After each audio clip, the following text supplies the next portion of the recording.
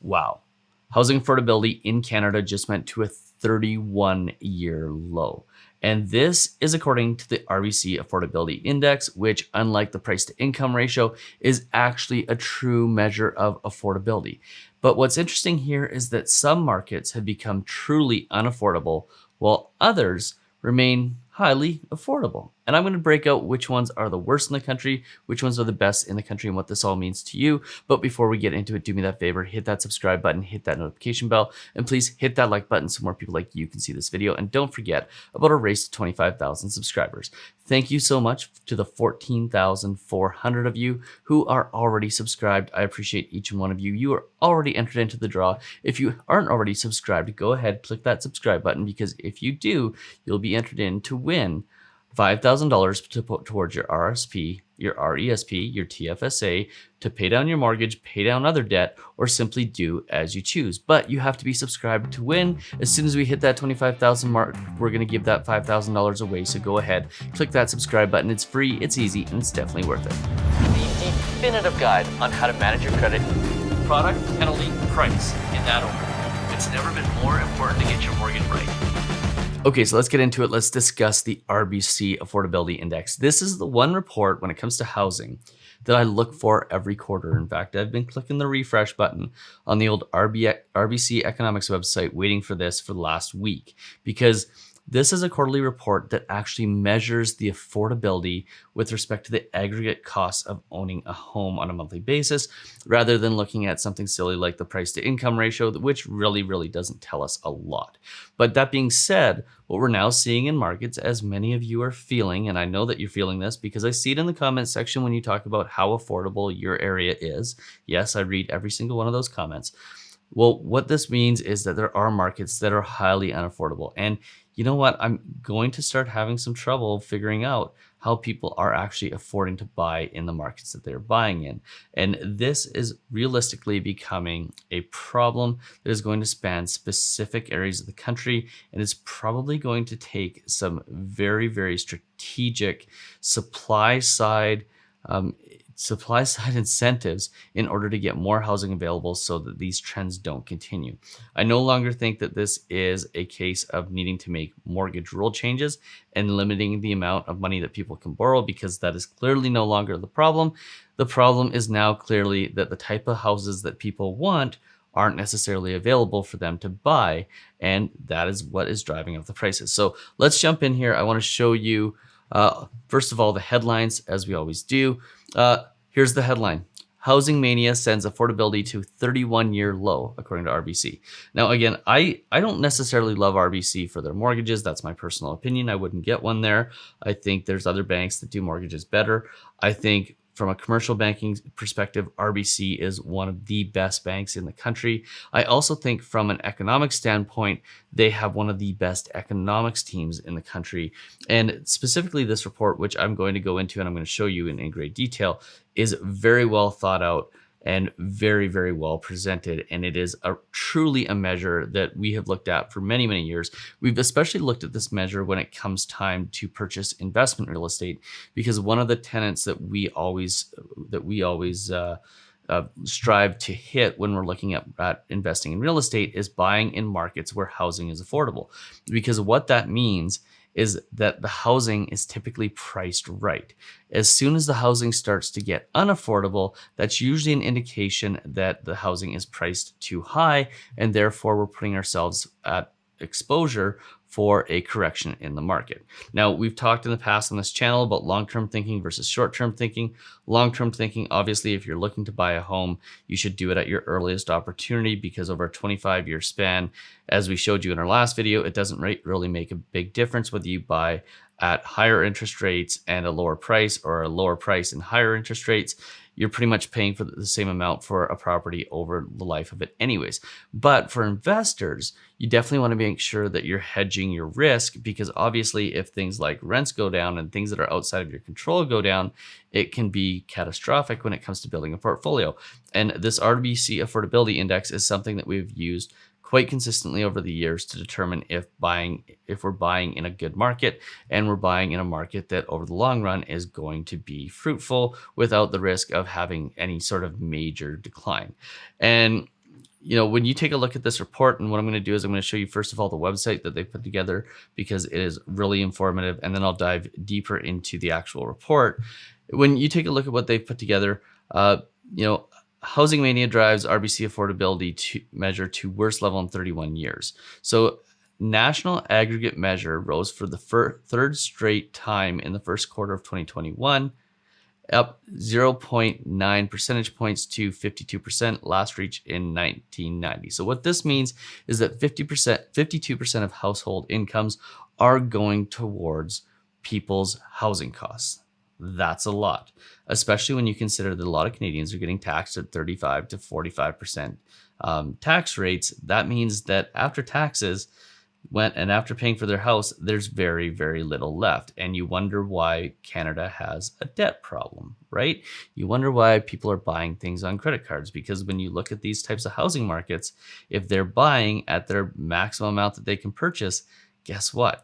They don't have much left over at the end of the month. Now, there's a few markets here that have escaped deterioration, namely the prairie provinces. Calgary clearly is one of those cities that has done really, really well from an affordability standpoint in the last little while, obviously with oil coming back online and prices remaining, a little bit higher, but having increasing incomes at the same time, that's helped. Edmonton, same sort of thing. You see Regina, Saskatoon, Winnipeg, all remaining fairly affordable. But what you're seeing is the really big markets are becoming more and more unaffordable, and the markets that surround them are becoming more and more unaffordable. So here's the graph, the first graph I want to show you here.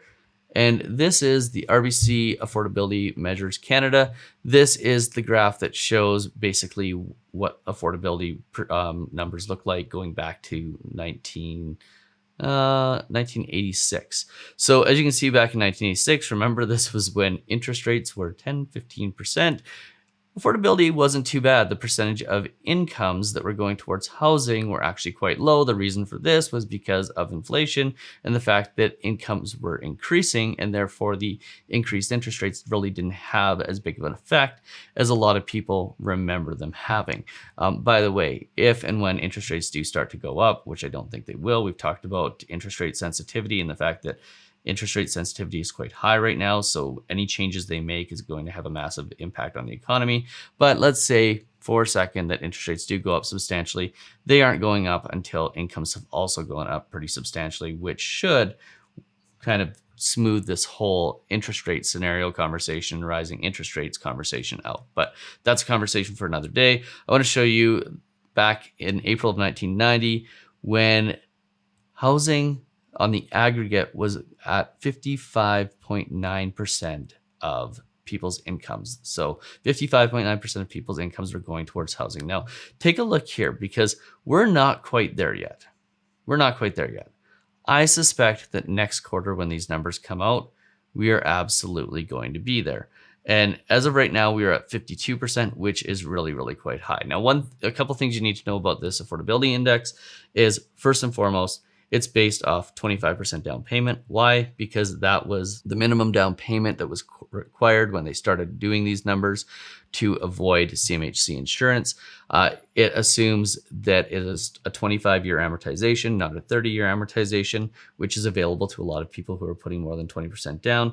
And it also assumes a 5-year fixed rate. Now, I've reached out to the economists who put this report together to find out if they're using 5-year posted rates or 5-year contract rates. We're not exactly sure, and he didn't get back to us in time for us to publish this video. We know that 5-year fixed rates are being used. I'm assuming they're posted rates. Now, the thing about that is there's two things here with respect to affordability that may be painting a slightly different picture than what's happening in the economy. Yes, the numbers are high. And this isn't going to change what the numbers are and the fact that they are high, but they could be slightly lower from a practical standpoint. One, because if they're using posted rates haven't come down as much as actual contract rates. So posted rates have gone from 5.29 down to 4.79, but contract rates have gone from 2.99 down to 1.99. So there's a 1% difference in what people are paying, but only a 0.5% difference in posted rates. So therefore, that could be leading to slightly exaggerated numbers. The other thing that leads to slightly exaggerated numbers is that I'm guessing that a large portion of people who are purchasing homes with more than 20% down are getting 30-year amortizations to minimize their costs. In fact, the data from Mortgage 360 shows that. So both of those things add to the fact that it probably isn't 52% of incomes that are going towards housing. It's probably slightly lower than that. But that being said, not substantially lower than that. It's probably 47 to 48. I would guess, actually, maybe it's even 44 if you take into consider normal debt servicing ratios and whatnot. But I'm guessing the numbers aren't quite as high as what RBC is predicting here. However, this is valid data because they've been consistent in what they've done going back to 1986, which means, yes, there's some fluctuations, some things that make it so that people aren't actually paying exactly what they're suggesting here. However, the data is very, very reliable, which, as an economist, I don't often say that about other economists' data, but in this case, this is very, very reliable data. Now, if you go down and you take a look and you look at affordability in specific areas, you can see that in places like Windsor, Hamilton, London, Niagara, Vancouver, Halifax, Ottawa, Montreal, and Charlottetown, affordability has gone down substantially.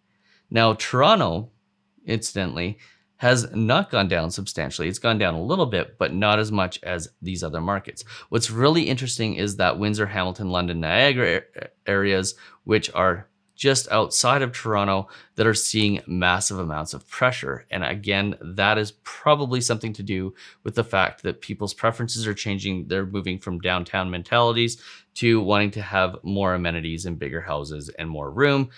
There's probably going to be a shift back to smaller condos and whatnot as people want to get that downtown lifestyle again, because we know that that's consistently something that happened. But there are some really great spots in the economy right now, and places where affordability is getting better. Look at Saskatoon, look at Calgary, look at Edmonton, look at Winnipeg, look at Victoria. So these are all areas where, yes, housing prices have gone up, but the actual affordability numbers have gotten better, and the reason why is likely to do with rising incomes. So, really interesting data there. I just want to show you guys the breakout on a city by city basis, because I think this is really interesting. This is the piece of data that we've consistently used going back to about 2010.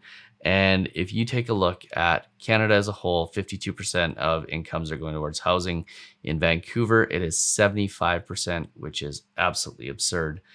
Toronto, not quite as much incomes going towards housing as in Vancouver, even though the average housing prices are getting very close together. But take a look at Calgary, take a look at Edmonton, take a look at Ottawa, Montreal. Ottawa and Montreal would be markets where I'd still be willing to look at investing in real estate. Calgary and Edmonton, given how good the affordability numbers are and how the economies are picking up, are both areas where, if you're a real estate investor, I would continue to look to those markets to invest in real estate if you're taking a long-term approach. And what I mean by long-term approach is you're buying properties with the intention of renting them out to good people, have the mortgages paid down over time, and building out a portfolio of 5, 10, 15, or 20 properties that eventually will produce income. You're looking at an income producing strategy, not an appreciation strategy, not a quick hit strategy. These markets, Calgary, Edmonton, places with really, really great affordability, less than 45%, are all good places to be investing in. And if you're purchasing a home, they're also really, really, really great places to be purchasing a home, because obviously the houses are very, very affordable. So, really great data out of RBC. I love this report. I love seeing it on a quarterly basis. I think it's really interesting that affordability has gotten to the point where it's the worst that's been since the 1990s. This isn't surprising. I don't know what to tell people in Toronto and Vancouver other than just make sure if you're buying, you're taking a long-term approach and you're making a long-term decision. You're looking at properties that you can live in for the next 10, 15, 20 years. So if there is a dip in the market, you can still continue to afford it. And if there isn't, you still get to take advantage of further increases in properties. By the way, I'll get into it more in videos later on this week, but there are economists and there are articles right now out there suggesting that housing prices and the lack of supply are still going to continue to increase as a result. So thinking that this affordability number is going to be the thing that turns the market is probably not the case. It might be the case, but it's probably not the case. So don't start thinking that the end is near. because it may very well not be. You have to be making your buying decisions based on a long-term strategy, based on what you need and what you need for the future, not based on what any of the talking heads, myself included, and RBC and all the reports that are out there in the market are telling you. It's all about what you need at this moment and what you need for the long term. And that's the only thing you can use to make your own personal buying decisions. By the way, if you're looking at getting into the market, we've got the 2 courses. I pitch them every single video, but they're still there and people are still buying them. We've put a 50% off coupon for the Secrets to Getting the Lowest Interest Rate course. It's in the description below, along with a link. We've also got our First Time Homebuyer Bootcamp, which has some hugely valuable information. Both of those courses are priced so low that you'll get 10 to 50 times your money back just by having the information that's available in them. So I sincerely hope you'll join us on that journey, or allow us to join you on that journey. If you'd like to apply for mortgage with Mortgage 360, even better. We operate across the country, either through licenses that I hold personally or through making direct referrals to some of the best mortgage agents in provinces like Quebec and Manitoba.